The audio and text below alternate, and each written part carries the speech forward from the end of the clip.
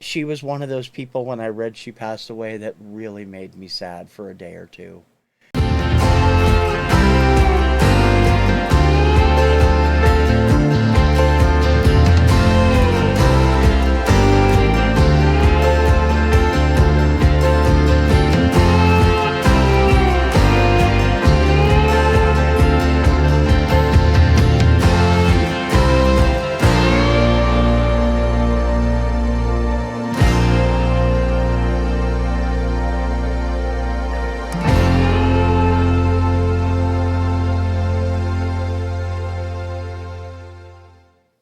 Hey VC, TC Kirkham, the Kirkham Report here. Welcome to Influencers, the show where I talk about the artists that have influenced my collecting and my life overall.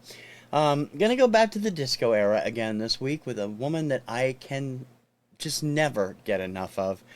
Um, I've always said that Karen Carpenter is the most perfect female voice of all time, and she is. But there are only two or three other women that even come close for me as far as the vocal power. And today's is the one that I probably would most associate with that kind of power.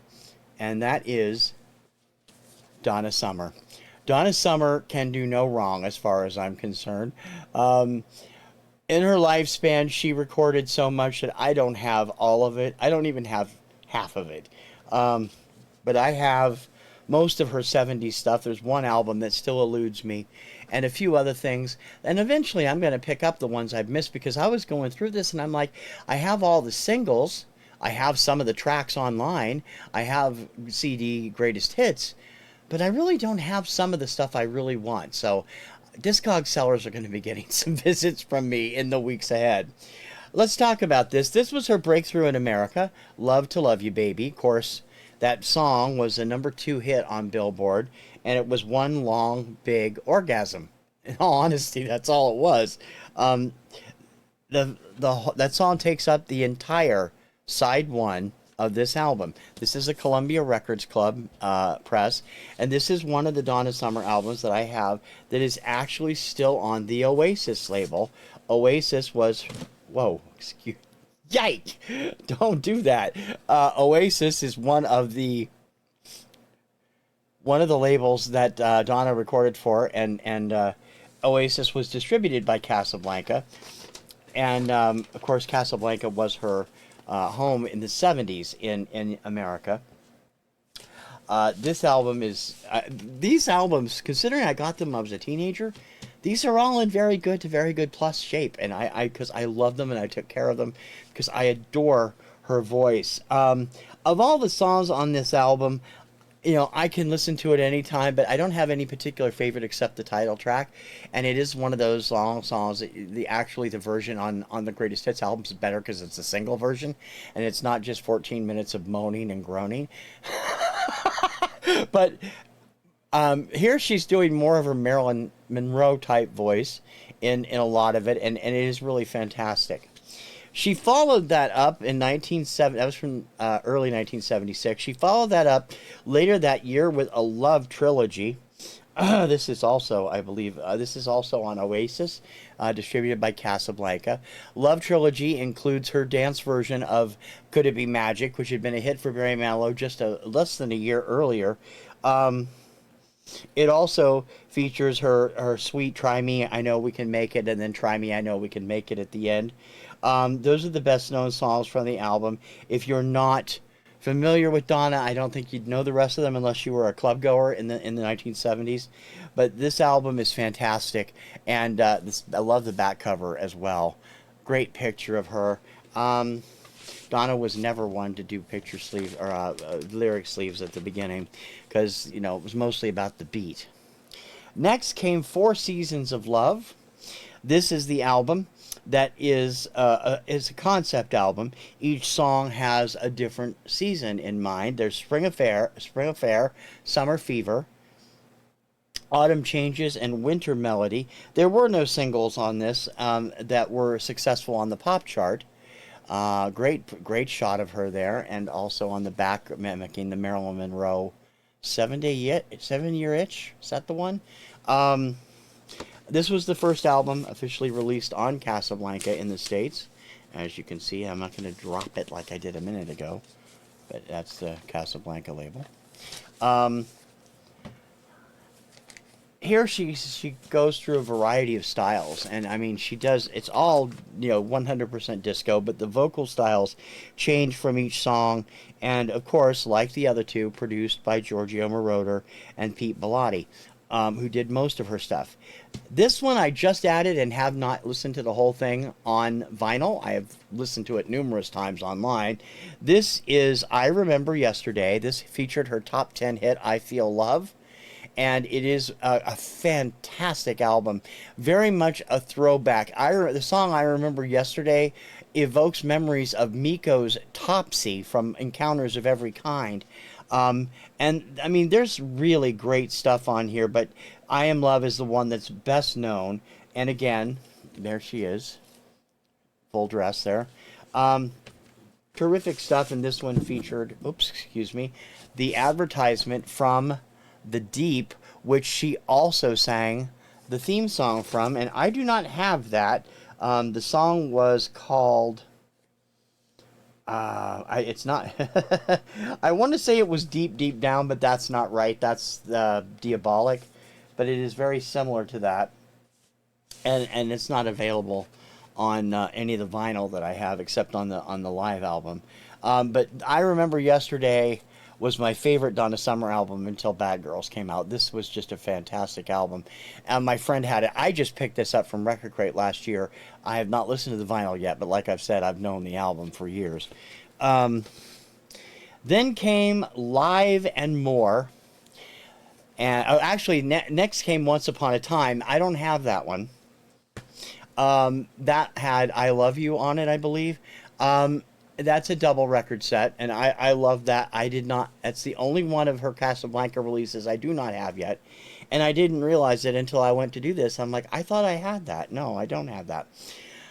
So, there you go. It's not there. She next appeared on the Thank God It's Friday soundtrack, and that is where her career really exploded, thanks to Last Dance. It was a top 3 hit from that movie, one of the god-awful movies of the summer of '78, which we had great music from, and terrible movies except for Grease, because that was also the year we got Thank God It's Friday and Sgt. Pepper's Lonely Hearts Club Band. But Last Dance, and the soundtrack from Thank God It's Friday is top-notch if you're a disco fan. It's fantastic. The movie, I saw it on cable. Not one I would want to watch again. Live and More was next. Live and More was the first of four or three #1 albums for Donna. This one is interesting because I have since purchased another copy, because my copy of this has a defect. I was never able to play one song. I'm going to see if I can find it. It was double labeled. That's not it. You can see the damage. Now the record plays, but you can't play the last track on that, and that was, just terrible to me. Again, this was from the Columbia Record Club, so I didn't really have a way to return it, and I have since picked up a full non-defective copy of the LP. But this album features most of her hits done live. I love the Love to Love You Baby, I Feel Love mix in there. But it's most popular for the MacArthur Park suite. This produced her first #1 hit, MacArthur Park, a remake of Richard Harris's #2 hit from 1968, I believe. It is a song my wife Kim absolutely loathes because she just finds the entire song lyrically ridiculous. It's supposed to be ridiculous, but it's still a great song, and it is talk about showing off Donna's entire vocal range. Holy God, MacArthur Park is awesome.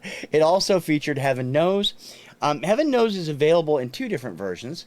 The version that Donna does from this, and also from the single, the MacArthur Park Suite 12-inch single, features Donna front and center with Joe Esposito of Brooklyn Dreams doing the backup vocals.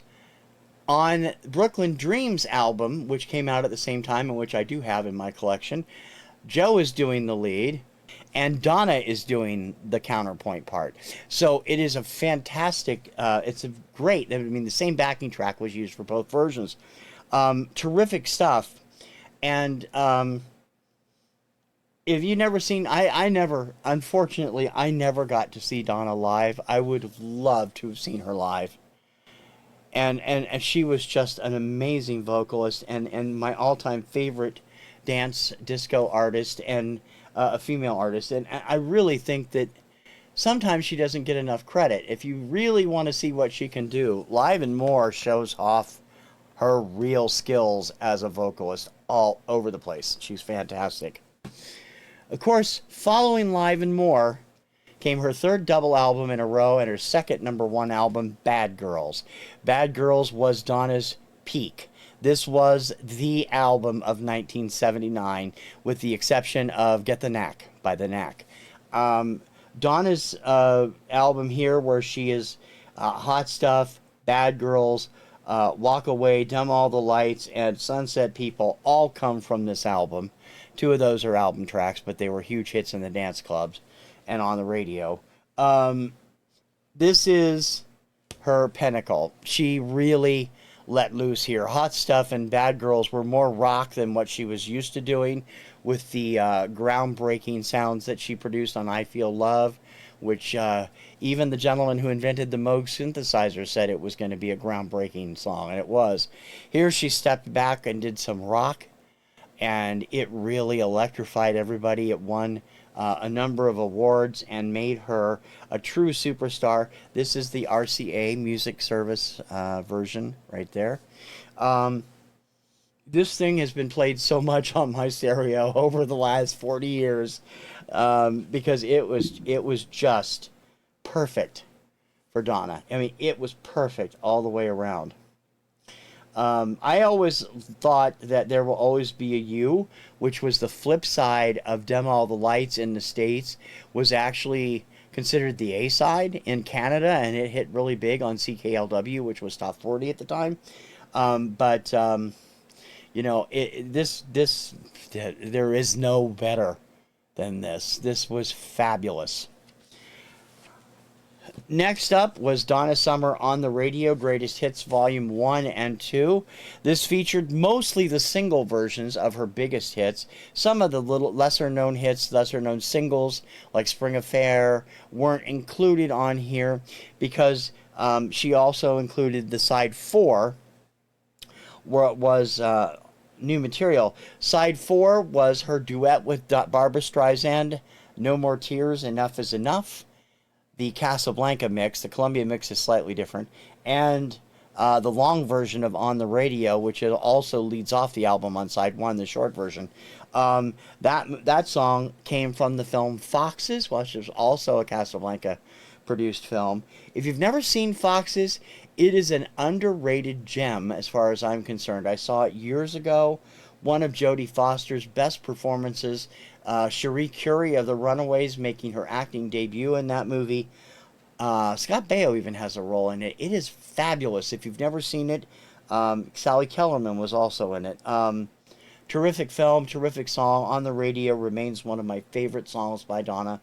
And this song, this album, all her hits, you cannot go wrong with this album.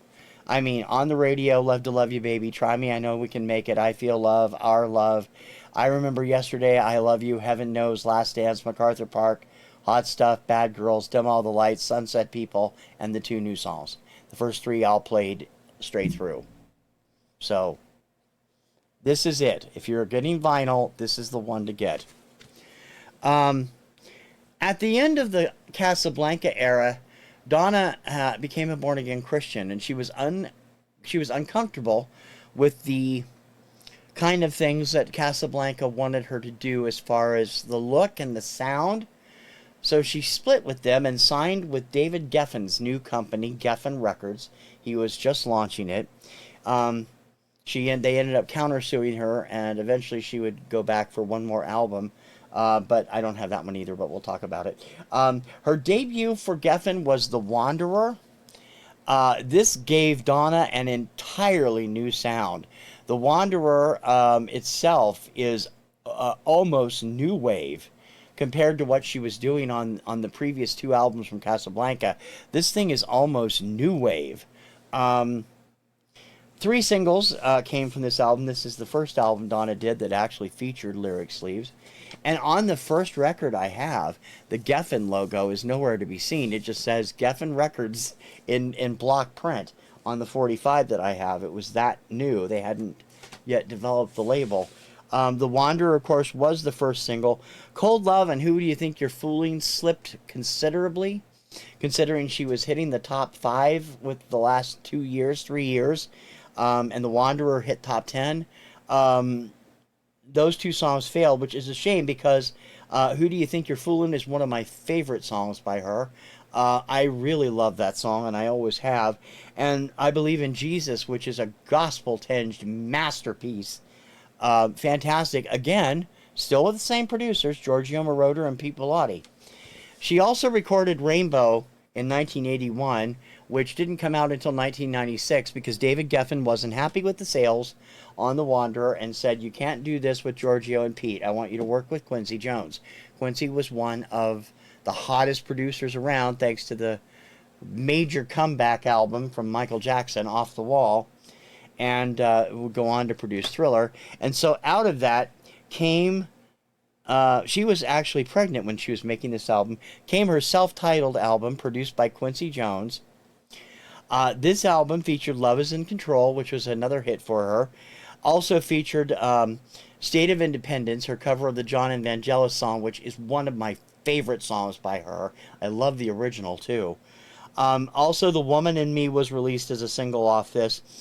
Overall, though, it was a disappointment at the sales counter.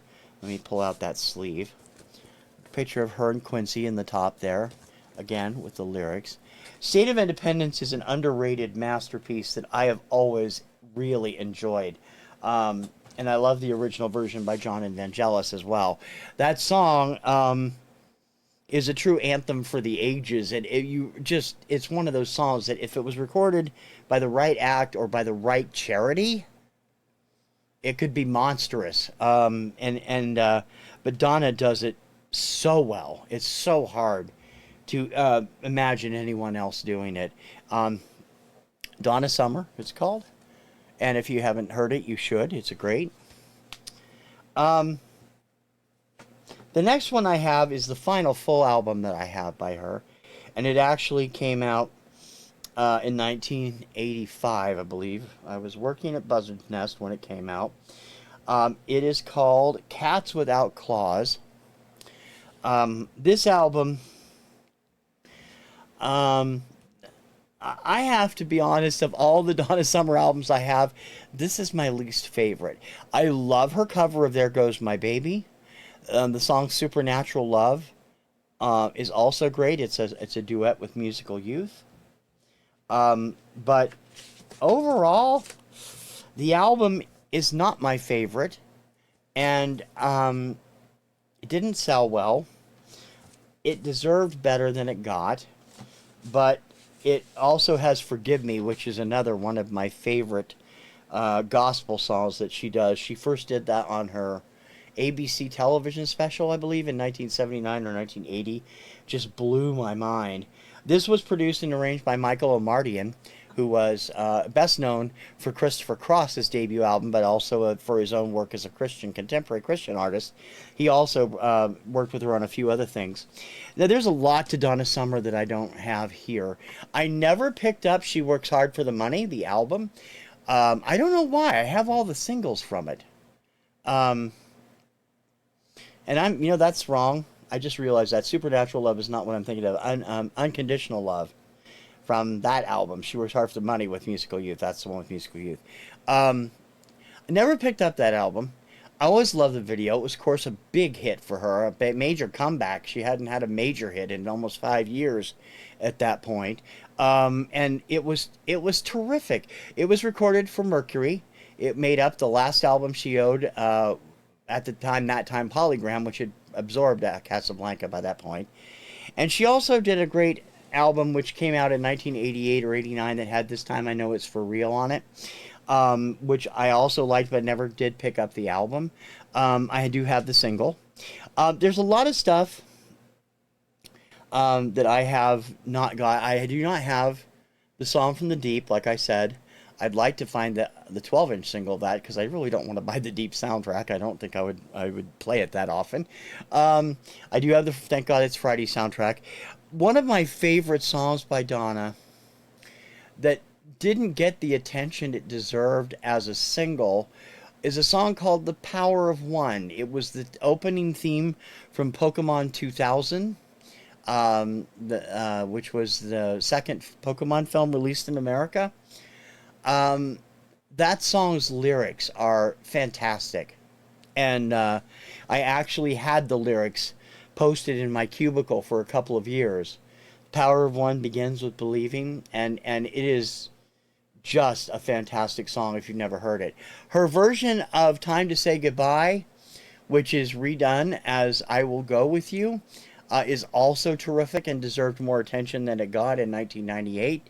And she's released other albums. There were other albums that were released from earlier in her career. Now, the only place I've never been able to get my hands on the album that came out in the Netherlands in 1974, which featured Hostage.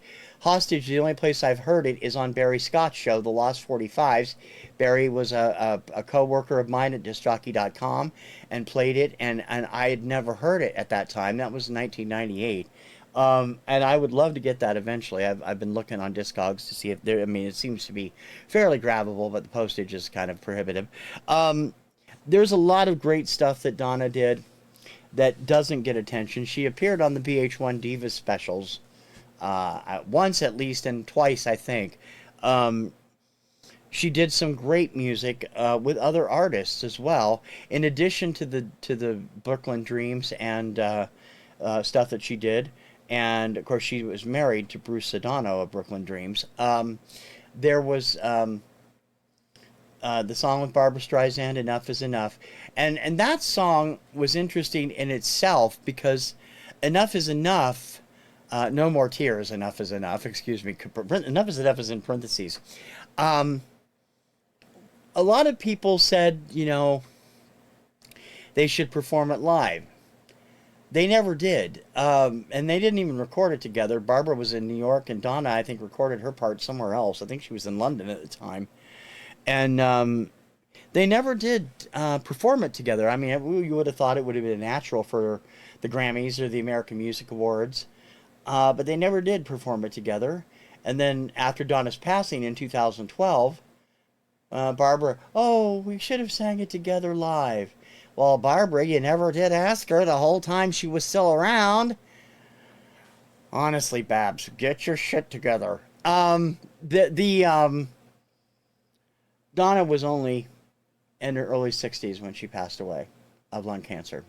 She was an amazing singer and someone that I will adore for the rest of my life.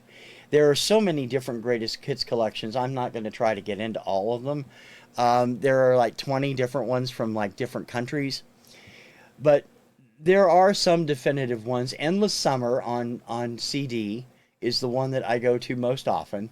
It has the best cuts, the best album version, or the single versions rather, of the best tracks. On the radio is the best on vinyl. The Walk Away collection that was released by Casablanca in the mid-'80s isn't bad. And there are a couple of other collections that have some of her lesser-known singles on them because they were bigger hits overseas in Europe and Asia. Those are good, too. Donna Summer had a voice like magic. And I would have loved to see what Donna and Karen could have done together. They would have been fantastic. Because Donna is just... For R&B style and disco music, Donna is to me there where Karen was to pop and soft pop stuff. And I have adored Donna Summer since I was 12, I think, when Love to Love You Baby came out. And I was listening to it on the school bus on my way to junior high, along with all the other disco hits at the time. But She changed music several times. I mean, like I said, I Feel Love with its pulsing beat um, became, I mean, it really did shatter, change what is now known as EDM music. It was strictly disco, and that turned heads and pretty much helped father the EDM movement. And what's there now is owed to her. There was a great remix album that came out in 2018 that had some terrific versions. I'm not sure who did that one. It might have been Kygo. That had Bad Girls, Hot Stuff, a few other for big hits remixed in fantastic new mixes that were just dynamite to listen to. I need to track that one down also. Um, if there's one thing I can say about Donna is that she never really found the full range of everything I think she wanted. She did stage work when she was younger. She was better known for stage work in Europe when she was in her early 20s. She did hair for 2 years, 2 or 3 years in Europe, and that's where she met Giorgio Moroder and where they turned everything upside down, what later became a magnificent career. But I would have liked to have seen Donna jump into the movies more than just Thank God It's Friday. She was a very more than competent actress, and she could have done more. She did appear as Urkel's aunt in an episode of Family Matters. I don't know what possessed her to do that. She actually did one of the songs, pretending karaoke on the show was done as a karaoke song for Aunt Una. I think it was Last Dance. I'm not sure. It might have been Dim All the Lights. It was nuts. Donna was just fantastic to me, and she always will be. And I miss her terribly. She's been gone 10 years, as hard as it is to believe. We lost her in 2012, and she was one of those people when I read she passed away that really made me sad for a day or two, because her music, her legacy in music will always be important to me. And if you like dance music of any type, it doesn't have to be 70s disco. It can be today's modern EDM. It can be anything. Her songs have been remixed and redone so many times. There's been a few great remakes of I Feel Love. Sam Smith blew my mind a couple of years ago with his version. Um, Terrific stuff, and she will always be remembered for that stuff. It is stuff that she deserves to be remembered for. Um, there was nobody like her, no other sound like her in the disco era. Few people came close. Maybe Thelma Houston, Vicky Sue Robinson, um, maybe a couple others. Anita Ward. Nobody came close to toppling her, and that is the way it will always be. There was a reason why she was known as the Queen of Disco. And even though she did a lot more, that's a title that is more than worthy, and it's not one she ever was regrettable about. Donna Summer, always influencing my music and my life and everything about her. If you have not heard her, never really gotten into her catalog, take the time to go back and listen, particularly to Bad Girls. Bad Girls, I did buy that last record store day, the French re-release, which I didn't get out because I can't get to it. There's stuff in the way. But if you've not heard her, you are missing so much. I mean, really, you do not know what you are missing. So please take a minute and find it in yourself to sit down and listen to one of Donna's hits or one of her albums and really listen to it and listen to the voice, the power, the quality. Everything about Donna Summer is everything that was perfect about the disco music era. Don't forget to like and subscribe to my channel. I hope that you enjoyed my show, and I hope you enjoy all of our stuff. Don't forget to join me for all my other shows throughout the week. Daily Obscuria every Monday through Friday at 11. Every Monday at 10:10 Eastern through the end of the contest, I will be live with the results on the American Song Contest, and I will continue to do my weekly show, the Kirkham Report, every hopefully Saturday, but sometimes on Sunday, and continue to do these. I got a lot more artists to talk about. For influencers, I'm TC Kirkham. Thanks for watching. We'll see you soon. Ciao, baby.